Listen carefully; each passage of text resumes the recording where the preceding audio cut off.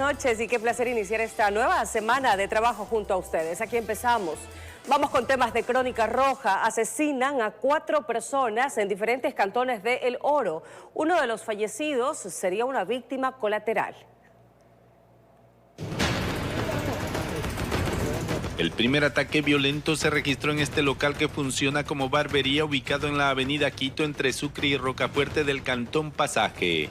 Según los datos que se tiene preliminares, pues no tenemos alguna incidencia o alguna presunción en cuanto a los familiares. Indican que han pasado hace unos 10 minutos del hecho y le han visto que es un señor que tiene una peluquería. El atentado se suscitó la tarde del pasado sábado 21 de junio. Según testigos, 2 sujetos llegaron al lugar a bordo de una moto. Uno de ellos ingresó y al parecer utilizó un arma con silenciador para dispararle a su víctima en la cabeza, quien fue identificado como Josué Saldaña, de 28 años. Pues ya toca el tema investigativo. Se ha hecho el contacto ciudadano específico. Igualmente las unidades están acá para obtener información e iniciar con las investigaciones en este caso. La otra muerte violenta se registró la noche del mismo día en la Ciudadela Virgen de Chilla del Cantón Santa Rosa. Allí era asesinado Durán Guillermo Saavedra Carrillo. El hecho violento se dio en una cancha de vóley donde quedó tendido el cuerpo. Para la mañana de este lunes 23 de junio, sicarios dispararon a 2 personas en la avenida Gualtaco y 15 de agosto en el Cantón Huaquillas. Una perdió la vida en el sitio, mientras la otra fue llevada a una casa de salud donde horas después falleció. Los ciudadanos fueron identificados como José Miguel Madrid Reyes y Mauro Alejandro Eras Usca. El último de los nombrados sería una víctima colateral. En los últimos atentados, la policía no dio declaraciones, informó Richard Ceballos. Un laboratorista fue asesinado por sicarios en Manta, provincia de Manabí. Tras el crimen y varios allanamientos, la policía capturó a 3 presuntos implicados, 2 adultos y un menor de edad.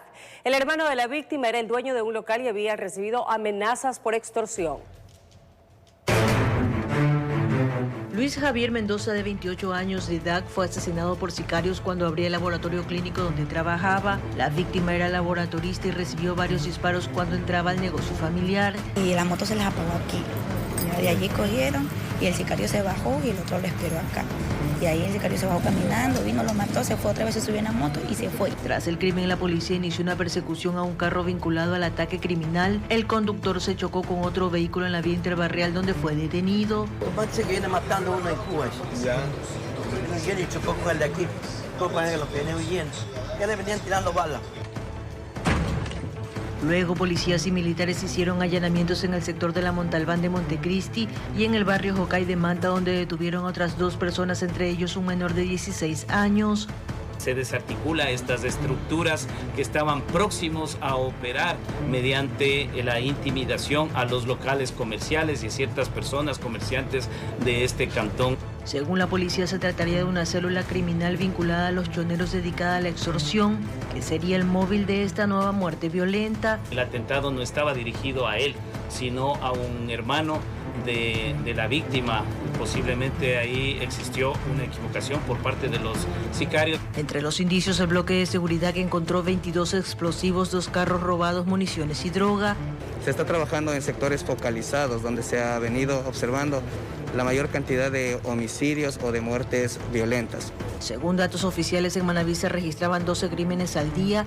Esta cifra se ha reducido a 3. La misma tendencia se mantiene en el distrito Manta, donde han ocurrido 224 crímenes este año. Tenemos un indicador de homicidios intencionales de 15, que es muy por debajo de una proyección que se podría tener en un escenario muy negativo. Con cámaras, Eduardo García, desde la provincia de Manabí, informó Wendy Delgado. Criminales dispararon por más de 11 ocasiones contra un grupo de ciudadanos en el barrio Ana María, norte de Quito, dejando una persona herida. Todo ocurrió al tratar de robarse un vehículo. Los delincuentes quisieron asesinar a las víctimas. Una balacera en el barrio Ana María, norte de Quito. Un intento de asesinato. Un crimen que por fortuna no se consumó. El reloj marcaba las 2 de la mañana con 26 minutos, cuando quienes estaban en un velorio se percataron por las cámaras que querían robarles el carro. Los ladrones ya lo chequearon previamente y cuando iban a proceder, una serie de tiros descargaron en contra de las víctimas. Se ven los destellos desde la ventana del automotor plomo en el que se movilizan.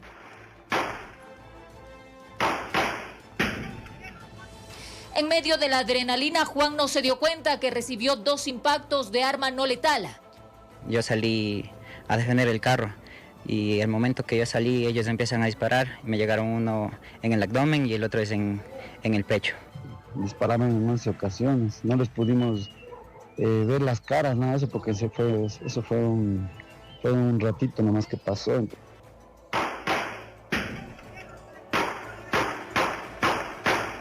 Los antisociales estaban decididos a matar a más de uno, pero cobardemente huyeron. En el automotor quedaron 2 huecos, producto de la ráfaga de tiros, y en el piso, los casquillos, evidencia clave. La policía ayer han llamado a 911, casi una hora han venido, las ambulancias también, que si es que no está muerto no pueden venir. Patrullajes en el sector, muy pocos. Delitos, bastantes. ¿Cómo vivir así? Un cuento de nunca acabar, reclaman.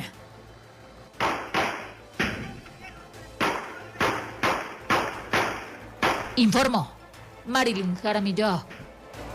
Un nuevo caso de vacuna extorsiva se registró en la zona comercial de la Aurora de Daule. Sujetos colocaron un artefacto explosivo en el negocio. Las autoridades están tras la pista de los extorsionadores.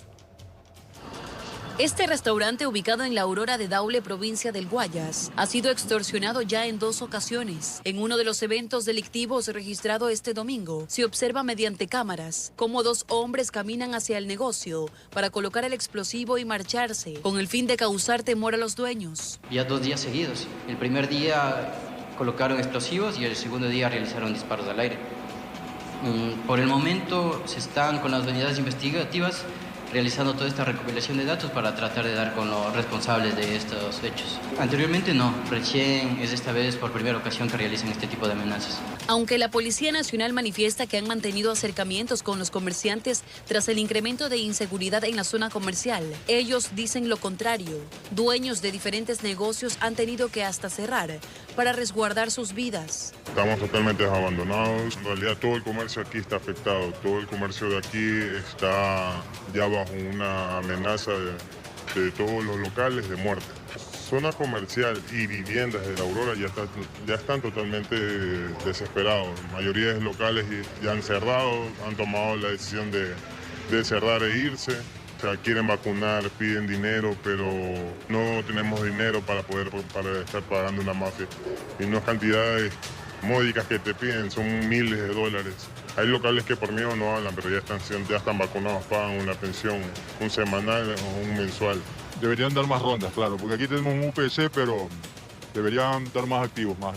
Mencionan que para ser escuchados últimamente, las autoridades necesitan videos que se viralicen en redes sociales, como el secuestro registrado el lunes 16 de junio, donde la dueña de un restaurante de venta de pollos, ubicado en la Aurora y justamente al frente de donde se han registrado los últimos acontecimientos, fue arrastrada y llevada con rumbo desconocido y que hasta ahora los agentes investigativos de la Policía Nacional conocen de su paradero. Exactamente, por el medio de los videos que pasó con la señora del frente, parece mentira, pero el medio de presión es la televisión y las redes. Informó Amy Moreno. Un artefacto explosivo fue lanzado en los exteriores de un local comercial donde funciona una ferretería en la isla trinitaria de Guayaquil. Tendremos la ampliación de esta noticia más adelante. Por ahora revisemos que 3 personas fallecieron en 2 siniestros de tránsito en Chimborazo. Otras 12 personas lamentablemente resultaron heridas. 2 mujeres fallecieron luego que esta furgoneta perdiera pista y se precipitara a una pequeña quebrada en el sector de Casual, Cantón Alausí, provincia de Chimborazo. Cuentan que viajaban tras una presentación cultural, pero lamentablemente les llegó la tragedia. Son de una danza y vinieron porque nosotros hicimos una presentación apoyó, entonces ellos también un poquito nos vieron a vernos, a hacernos un poquito de lo que tenemos que haber hecho. 12 personas más resultaron heridas y trasladadas hasta el hospital y a la UCI y a otras casas de salud, mientras miembros del CIA y Fiscalía investigan las causas basales del siniestro de tránsito. Se tiene conocimiento que hay 2 personas fallecidas de sexo femenino y aproximadamente 12 personas que han sido levantadas con varios lesiones y que se encuentran actualmente en diferentes casas de salud. Los cuerpos fueron trasladados hasta el anfiteatro de la ciudad de Riobamba. Ya está en marcha la investigación con todo el equipo tanto del CIA, así como de la Policía Nacional, la Fiscalía, todo está haciendo la investigación correspondiente. En horas de la noche, otra persona falleció en el cantón Guano, producto de un atropellamiento, aumentando así los índices de siniestros de tránsito en Chimborazo. Informó Darwin Altamirano. Un miembro de la Policía Nacional resultó gravemente herido tras sufrir un accidente de tránsito cuando circulaba en su moto por la vía Adaule en Guayaquil. De momento, el uniformado se encuentra con pronóstico reservado. La institución del orden descartó el robo del arma de dotación del agente. El percance vial sucedió la madrugada de este lunes, a la altura del kilómetro 4,5 de la vía Adaule. Según las primeras investigaciones, el agente de policía perdió el control de su moto. Aparentemente se impactó con el bordillo del parterre divisorio, que lo ha cerrado otro vehículo y perdió carril. Según testigos, el uniformado sufrió una grave lesión en una pierna ante la fuerza del choque, tal como lo evidencia el estado en el que quedó el liviano vehículo. Producto del impacto se le ha salido el neumático delantero de la motocicleta y fue fuerte igual. El policía fue llevado de inmediato hasta el hospital IES de Los Ceibos y de momento permanece con pronóstico reservado.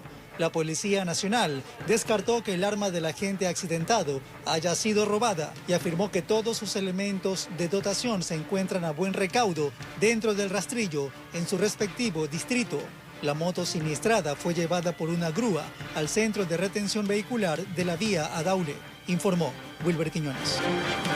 Una mujer fue atropellada en circunstancias aún no establecidas en la autopista Narcisa de Jesús, cerca de la cooperativa Juan Pablo II, al norte de Guayaquil. Paramédicos del Cuerpo de Bomberos le dieron los primeros auxilios. El conductor del carro, que estaría involucrado en el accidente de tránsito, se quedó en el sitio, según habitantes del sector. La ATM tomó procedimiento en esa zona de intenso tráfico vehicular. En otro tema, el ministro de Defensa, Giancarlo Lofredo, informó en Guayaquil que se ha conformado un equipo especial para la búsqueda de alias Fede, por lo cual el Estado ofrece $1 millón a quien proporcione información. Ante la protesta de familiares de los 19 militares procesados por la fuga, afirmó que se garantizará el debido proceso. La fuga de alias Fede fue un golpe que no vieron venir las comandancias de Fuerzas Armadas y Policía Nacional, con apenas 5 días instaladas en Guayaquil para bajar todos los índices. Entonces, ¿cómo se explica el bloque de seguridad lo que pasó con alias Fede, ministro? Bueno, lo que les puedo decir al respecto de alias Fede es que primero estoy consciente y comparto la falta de tranquilidad que va a tener la ciudadanía con tener un delincuente peligroso como este en las calles. Pero le puedo decir que hemos tomado 3 acciones específicas al respecto. El ministro Lofredo advierte, sin embargo, que lo buscan puerta a puerta, claraboya por claraboya, debajo de las piedras, donde se haya metido, como esté. Todos los organismos de inteligencia, tanto de Fuerzas Armadas como de Policía Nacional, tienen como prioridad 1 el encontrar a alias Fede. Hemos ofrecido $1 millón de recompensa. Estamos ya tomando los correctivos para que quienes tengan que estar tras las rejas se queden tras las rejas. Tras conocer la orden de prisión en contra de los 19 militares presuntamente implicados en la fuga de Rolando Federico Gómez Quinde, sus familiares protestaron afuera de la cárcel. Dijeron que eran militares, no delincuentes. Están en su derecho de exigir un proceso objetivo, no un debido proceso. Así es, y es lo que vamos a hacer. Como siempre, lo que nos ha caracterizado es transparencia y cooperación con la justicia. Fede enfrenta cargos por sicariato, extorsión, tráfico de armas y sustancias estupefacientes. Por su escape investigan también a 2 funcionarios del SNAI. Ministro, antes fueron 16 miembros de la FAE por el caso de los niños de las Malvinas, ahora son 19 por la fuga de las FEDE. Quizás hay que observar también procesos de autodepuración al interior de Fuerzas Armadas. Bueno, primero no adelantemos criterios, lo que se ha dictado es una medida cautelar, estamos ya investigando. Informó Jorge Escobar. 22 horas con 17 minutos y tomamos contacto en vivo con Maite Morán. Nos tiene los detalles sobre un hecho violento que se registró en el sur de Guayaquil. Maite, adelante con tu reporte, te escuchamos. Ok. ¿Cómo estás, Ana y amigos televidentes? Por tercera vez consecutiva, justamente en una ferretería colocaron artefactos explosivos. Veamos lo que ocurrió en la isla Trinitaria. La acción violenta se habría logrado alrededor de la 1 de la madrugada de este lunes. Moradores del sector aseguran que solo escucharon el gran estruendo que les hizo perder el sueño en esos instantes. Al salir desde sus casas, solo encontraron restos de concreto o pedazos de hierro regados por la calle. La acción terrorista fue dirigida hacia un local de ferretería y pinturas ubicado en la isla Trinitaria en el sur de Guayaquil. Según fuentes, todo se relaciona con acciones por parte de grupos de extorsionadores quienes pretenden imponer su ley en ese sector y buscan obligar a los negocios a cancelar cantidades de dinero. De acuerdo con versiones de moradores, no se trata de la primera bomba que activan en contra de este negocio. Ya se registran 2 acciones anteriores. En el sitio se pudo observar la presencia de los miembros de la Policía Nacional realizando su tarea investigativa. Luego se establecerá qué tipo de explosivo fue el utilizado en este atentado. Sin embargo, no hubo versiones al respecto. Informó José Morales. Y justamente en los noticieros de la mañana nosotros informamos lo que pasó en este sector de la isla Trinitaria y la UNACE, al ver la información, realizó el trabajo respectivo de investigación. Así dio con 2 personas de 22 y 23 años de edad sin antecedentes penales que estarían presuntamente involucrados en este caso. Pero no solamente en este caso, según la UNACE, ellos participaban en hechos similares en este sector de la isla Trinitaria. Como evidencias se encontró vestimenta. Esta, según lo que entendemos, habría sido utilizada justamente en la madrugada para colocar este artefacto explosivo en la ferretería por tercera vez consecutiva. Analí, tú continúas con mayor información. Claro que sí, Maite. Gracias por este informe a esta hora de la noche. Vamos con más noticias. El ministro del Interior, John Reinberg, y el comandante general de la policía participaron en operativos de control en el cantón Durán, en Guayas, donde junto a uniformados inspeccionaron vehículos y retiraron películas de parabrisas y ventanas de los automóviles. Asimismo, estuvieron en la avenida Casuarina, al noroeste de Guayaquil, a la altura de la cooperativa Valerio Estacio y luego en Paraíso de la Flor. El recorrido de las autoridades finalizó en los bloques asignados a la policía en Socio Vivienda 4. Revisemos otras noticias. Gracias a una garantía de $77 millones del Banco Interamericano de Desarrollo, se podrá poner en marcha la ejecución de 12 proyectos de energías renovables que generarán 810 megavatios. Carolina Jaramillo, portavoz presidencial, volvió a recalcar que no habrá ningún tipo de cortes de energía eléctrica. El régimen le apuesta a una docena de proyectos de energías renovables que se podrán concretar gracias a una garantía de $77 millones del Banco Interamericano de Desarrollo BID.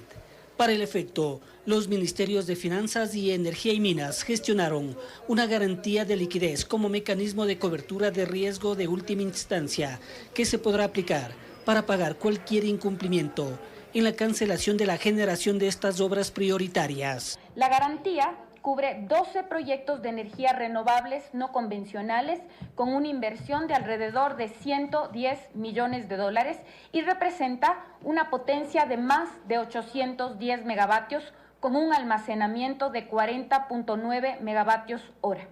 Entre los fotovoltaicos tenemos El Aromo, Ambisolar, Intillana, Imbabura, Ñañapura y Urcuquí, los hidroeléctricos Santa Rosa y El Rosario, y los eólicos Villonaco 3 y Yanaurco.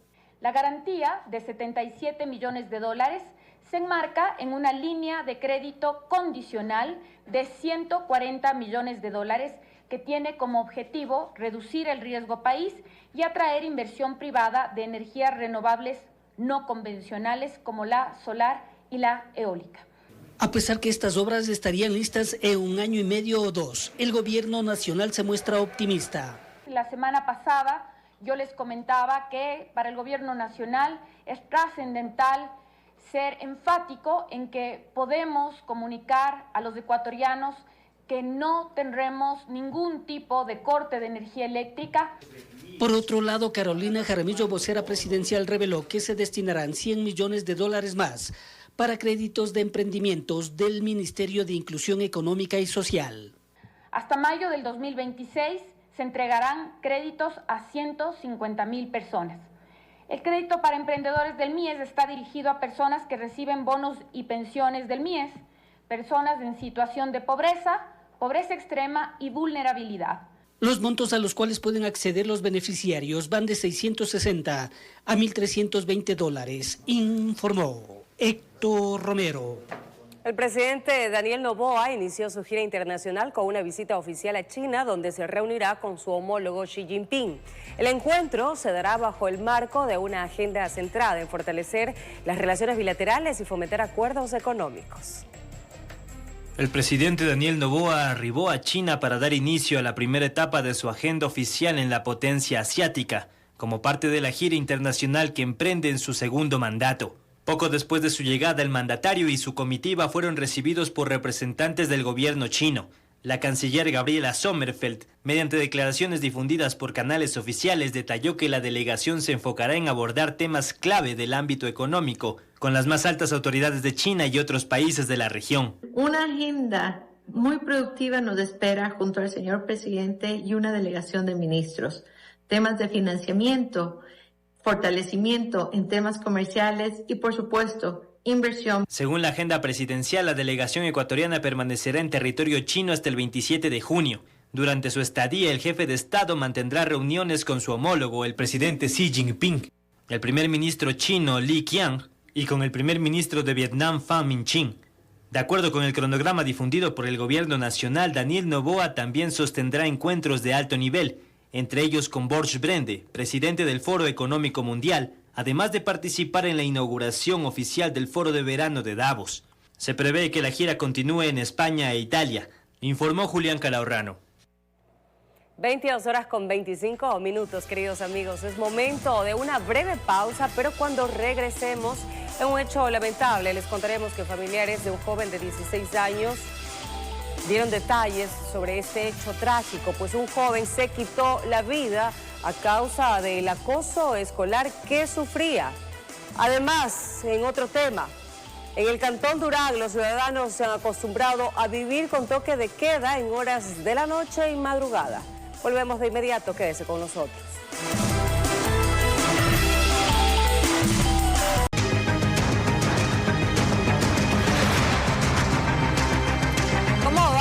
El toque de queda en el Cantón Durán, nos trasladamos hasta este sitio. Allí se encuentra Charlie Pisa y nos tiene todos los pormenores. Charlie, buenas noches. Adelante con tu reporte. Buenas noches, Anali, amables televidentes. Así es, hicimos un recorrido por el Cantón Durán en la provincia de Guayas, que hoy cumple 13 días con este decreto, estado de excepción, que lo amplió el presidente de la República mediante el decreto ejecutivo número 23. Quienes cumplen y quienes también hacen cumplir la disposición del gobierno, veamos en la siguiente nota. Durán, 22 horas con 10 minutos. Así se encuentran sus calles en el momento que, según la disposición del gobierno mediante decreto ejecutivo, todos deben estar en sus casas porque rige el toque de queda. Por aquí ya perdieron la cuenta del número de decretos firmados para reducir los hechos delictivos y violentos en horas de la noche y madrugada.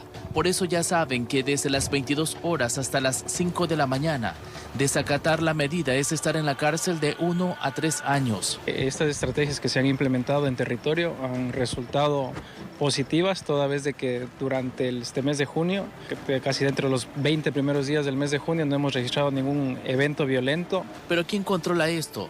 La fuerza pública. En cuanto a los militares, no los vimos en ninguna de las calles y avenidas del Recreo, Panorama, Primavera, El Arbolito, Divino Niño, entre otros. La Policía Nacional sí hacía los recorridos en patrulleros. Ellos indican que muchos sí acatan la medida, aunque existen excepciones. En las que hay ciudadanos que indican desconocer de que en el Cantón Durán existe el toque de queda, que yo pienso que es una excusa que no viene al caso. Quienes se muestran preocupados y no se acostumbran son los propietarios de carretas de venta de comida rápida en Abel Gilbert. También en el centro quienes laboran y son dueños de discotecas, bares, restaurantes, quienes aseguran que desde las 21 horas los clientes ya comienzan a despedirse y eso trae consecuencias. Un mes más, ya tenemos esto desde el 2022, imagínese usted cómo estamos nosotros. Son 1.200 de arriendo, éramos 16 empleados, tengo 4. Y ahí me cierra la señora porque en verdad, días ordinarios es muerto. Más aquí aprovechamos viernes y sábado. Las estadísticas indican que en 2024, del 1 de enero al 18 de junio, hubo 231 homicidios intencionales y con corte a la misma fecha en 2025, en Durán, esto se incrementó a 339, es decir, con una diferencia de 108 hasta la mitad de este año. Es eso lo que el gobierno quiere combatir a las organizaciones narcocriminales con un nuevo toque de queda que rige durante 30 días, informó Charlie Pisa. Como escucharon, en el global hay un incremento de homicidios intencionales en el Cantón Durán, pero hay cifras o datos que son alentadores. Por ejemplo, que en el mes de junio, en lo que va de junio y mayo, esta cifra de muertes violentas ha bajado.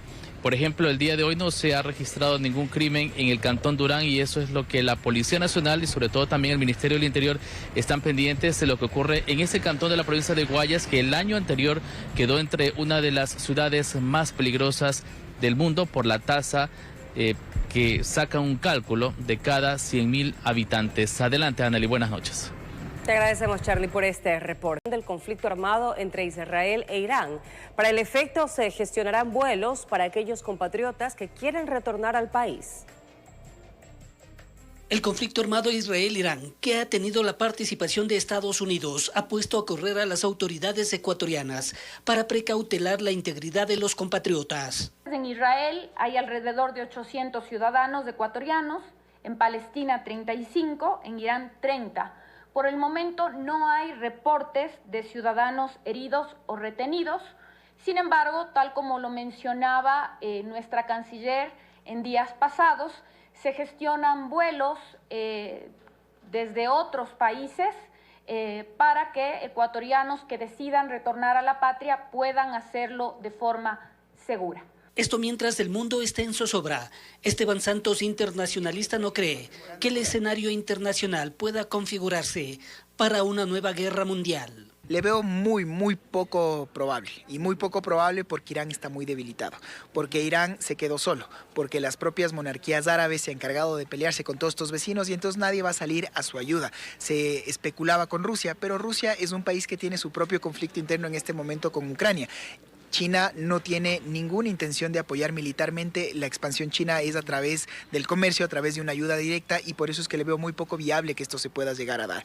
En este punto no estaría claro el papel de las Naciones Unidas. Porque claramente el Estatuto y la Carta de Naciones Unidas habla de cuándo, el artículo 51, de cuándo puede existir una retaliación o cuándo puede haber un ataque solo si es que es en legítima defensa, pero si el Consejo de Seguridad de Naciones Unidas no va a poder actuar en este caso por los vetos que tiene precisamente los Estados Unidos o que puede tener China o Rusia, pues el sistema se ve truncado. Y si es que volvemos nuevamente a unas guerras en donde simplemente sea el más fuerte el que quiere imponer, pues ese sería para mí el cambio del orden internacional. Sin duda las primeras afectaciones vendrían por el lado económico.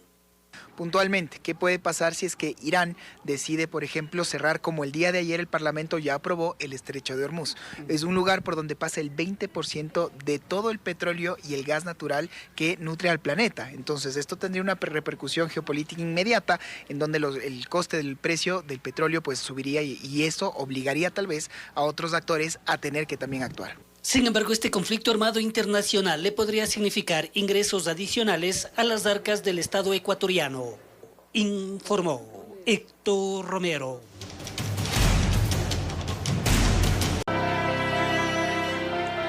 Estamos de regreso con lo anunciado. Familiares de un joven de 16 años que se quitó la vida narran los momentos difíciles que atraviesan tras esta tragedia. Señalan que todo se originó en el salón de clases por el acoso escolar al que era sometido.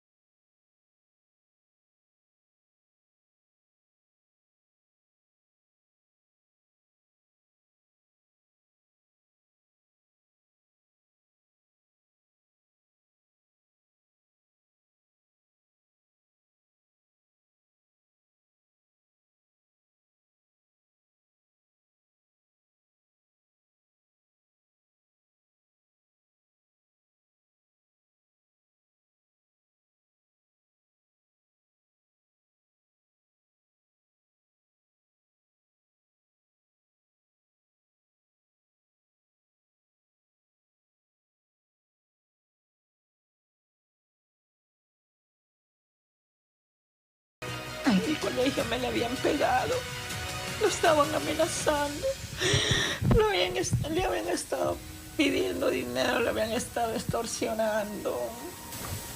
Del mismo colegio, dentro del mismo colegio me le pegaron. Diego, su vida, su historia, sus 14 días en el nuevo colegio son un motivo para reflexionar. La familia se animó a brindar esta entrevista esperanzados en que las autoridades tomen mayor control dentro de los planteles educativos. Por otra parte, el llamado a los padres para estar alertas ante estas alarmas que cambian drásticamente la actitud de los adolescentes.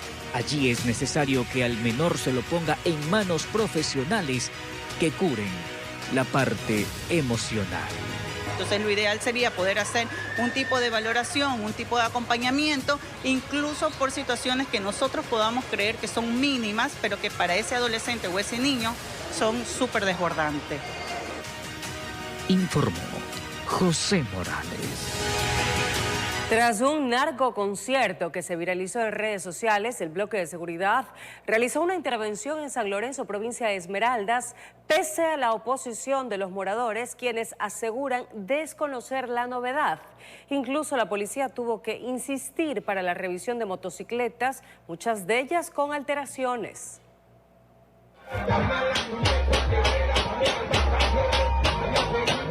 El sujeto que canta es un artista colombiano. Fue promocionado en las redes sociales, contratado por los habitantes de San Lorenzo, barrio La Siete. En tarima, el hombre dispara en reiteradas ocasiones. Incluso hay otros sujetos con fusiles en mano, quienes abren fuego en medio de la euforia de los asistentes, donde a propósito hay niños y menores de edad. Tras el cantante, unos 10 hombres, también fuertemente armados, no dejan de emplear las armas en el narcoconcierto desarrollado en zona fronteriza con Colombia. Las imágenes rápidamente se viralizaron. Los uniformados montaron un operativo en una de las zonas más peligrosas del país. Nadie dijo saber absolutamente nada. Al menos no del evento artístico. Es más, pusieron resistencia a los controles y requisas de los uniformados. Claro, el riesgo es alto. Por eso tuvieron que ingresar a 5 sectores después de algunos días. Eso sí, fuertemente resguardados. Y obteniendo los siguientes resultados: 15 operativos ejecutados.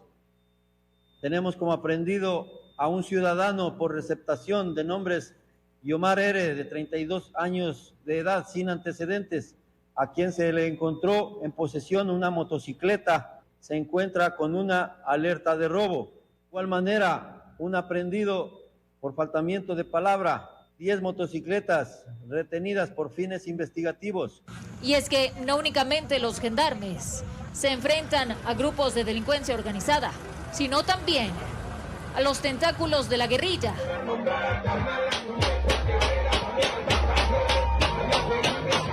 Informó Marilyn Jaramillo.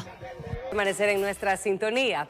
Acciones para que el sistema educativo no se vea acorralado por la delincuencia fue el tema principal del diálogo entre el Ministerio de Educación y el gremio de educadores. Aquí los detalles. La ministra de Educación se reunió con gremios de educadores la tarde de este lunes para socializar y plantear acciones tras los últimos acontecimientos de inseguridad que ponen en riesgo a la comunidad educativa. Según el subsecretario de Educación del Distrito Metropolitano de Quito, se han incrementado las estrategias para controlar el sistema. Tener este espacio de conversación con todos los gremios de docentes, además, se han convocado a todos los gremios, creo que fue un espacio bastante bueno. Ahí hubo algunas propuestas clave, ¿no? El tema de justamente fortalecer la seguridad en los colegios, el hecho de esta activación de los protocolos de emergencia. Ahora, por ejemplo, vamos a trabajar ya desde el próximo directivo con una inserción curricular sobre seguridad integral, porque entendemos también que muchos de estos problemas que se están dando en la sociedad, que no es un tema únicamente que pasa en los colegios, es un tema que ya abarca a toda la sociedad. Drogas en colegios, docentes y directores amenazados son algunas de las situaciones que atraviesa la educación. En lo que va del año 2025 a nivel nacional, se han registrado 98 denuncias por parte de docentes. El Ministerio del Interior ha habilitado un sistema web para denunciar estos hechos en línea. El formulario debe ser llenado por el afectado o el denunciante. El link es www.ministeriodelinterior.gov.es/canal de denuncias/. El acuerdo interministerial con el Ministerio del Interior nos ha establecido ya varias rutas, varios protocolos de actuación. Hemos reforzado justamente esas rutas de protocolos frente a temas de violencia, frente a temas de extorsión, inclusive que se han ido presentando en el sistema educativo. Como lo reportamos en días anteriores, representantes de un colegio ubicado al norte de Guayaquil solicitaban a la directora del plantel poder establecer medidas de seguridad para los estudiantes, pero hasta ahora reciben una respuesta. Sin embargo, las autoridades argumentan que lo solicitado podría estar en revisión. Cualquier proyecto que exista, cualquier iniciativa desde los padres de familia, desde la comunidad, será siempre bienvenida. Lo que tenemos que hacer es, evidentemente, analizarlo en ámbito de competencia y garantizar que este tipo de medidas no vaya en contra de lo que establecen también la ley, ¿no? Entonces ahí quizás puede haber un poco la falta de respuesta porque se debe estar analizando en el distrito educativo. Informó Amy Moreno. Queridos amigos, un fuerte abrazo para todos ustedes.